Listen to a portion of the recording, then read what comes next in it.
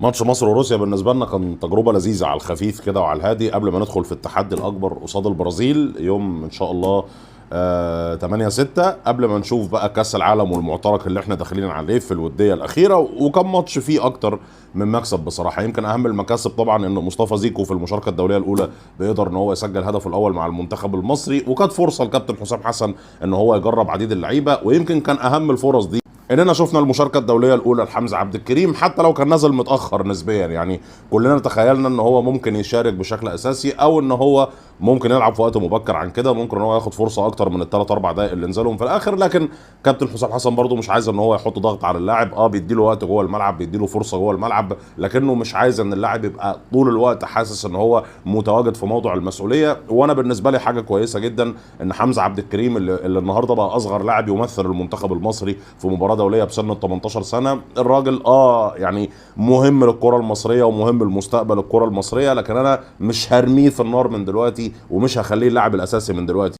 لكن الدرس المستفاد الاكبر بالنسبه لي كالمعتاد ان الراجل ده في حته تانية. عمر مرموش يعني لعيبه المنتخب كلها في سلمه، وعمر مرموش في سلمه ثانيه لوحده. يعني انا كنت دايما بتكلم على موضوع الاغنيه الاي اي اللي عملوها المنتخب فرنسا، يقول لك ديمبلي شرقي اوليس وديزيري دوي وباركولا ومش عارف ايه وكل اللعيبه اللي موجوده في منتخب فرنسا. احنا لو عملنا اغنيه لمنتخب مصر هيبقى فيها عمر مرموش لوحده. ف...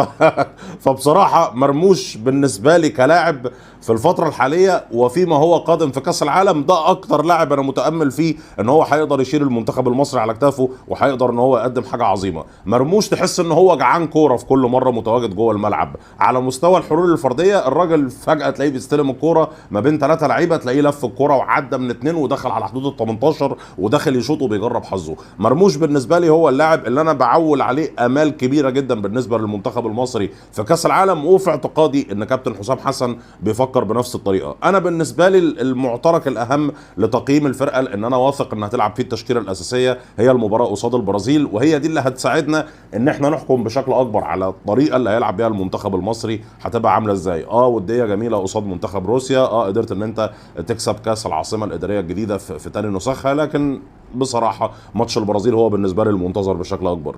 ما اكدبش عليكم، ما كانش عاجبني الاداء في الشوط الاول خالص لحد ما نزلنا الشوط الثاني الدنيا اتظبطت شويه وزيكو نزل سجل جون. عامه اللي هيتم استبعاده بنسبه كبيره هو اقطاع عبد الله. اقطاع عبد الله ما شاركش خالص، يعني تقريبا كده هو ركز على الناس اللي نزلها ديت وخد القرار خلاص بان استبعاد الواحد الزياده دوت هيبقى الاقطاع عبد الله. صراحه كنت متوقع الفوز على روسيا، يعني اي حاجه ثانيه ما كنتش هرضى بيها. يعني روسيا فريق مستبعد زي ما انتم عارفين من المنافسات كلها بقى بسبب المشاكل اللي عندهم والحروب والكلام ده، فالفريق ما عندوش منتخب اصلا، يا دوبك بس بيلعب ماتشات وديه زي كده يعني.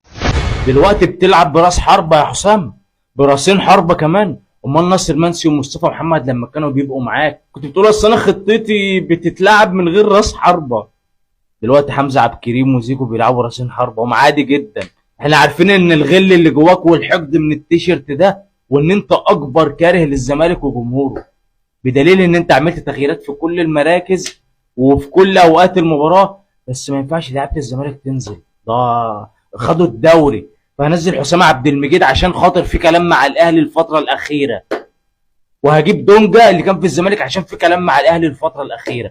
المهم اخلي جمهور الزمالك متضايق، احنا عارفين اللي في دماغك. بس طمنا على الفريق المليار تالت الدوري اللي طلع بموسم صفر، لعبته عملت ايه؟ ولا حاجه، ولا اضافت اي حاجه. كريم حافظ بقى هو الباك الشمال الاساسي. والله لو في باك شمال تاني زي محمد حمدي جاهز لا يستبعد فتوح خالص. يا جماعه يا جماعه، ده كاره لجمهور الزمالك وكاره لنادي الزمالك، ده مدرب بغل كسب فريق النهارده ما بيلعبش كوره من فتره وموقوفين ولا اي حاجه. اصبر الرسميات لما تيجي، احنا مستنيين الماتشات الرسميه والفضايح اللي هتحصل. بس انا عارف ان انت متعود على حته التمثيل والاداء المشرف. ما انت صفر بطولات يا كابتن، ما انت مدرب زيرو بطوله، اخرك بس تشارك مع اي فرقه وخلاص. هو ده كبيرك، كبيرك ان انت تشارك وتكسب ماتش او ماتشين وخلاص، انما تكسب بطوله انت مش بتاع بطولات يا كابتن. ما احنا عارفين اللي فيها ان انت ما عندكش، انت زيرو فنيا، انت بس بتقعد تزعق وخلاص وتعمل كده وكده زي ما كابتن رضا عبد بيقول. الحمد لله فوز منتخبنا على المنتخب الروسي 1-0 في مباراة ودية استعدادا لكاس العالم اداء متوسط من لاعبي منتخب مصر.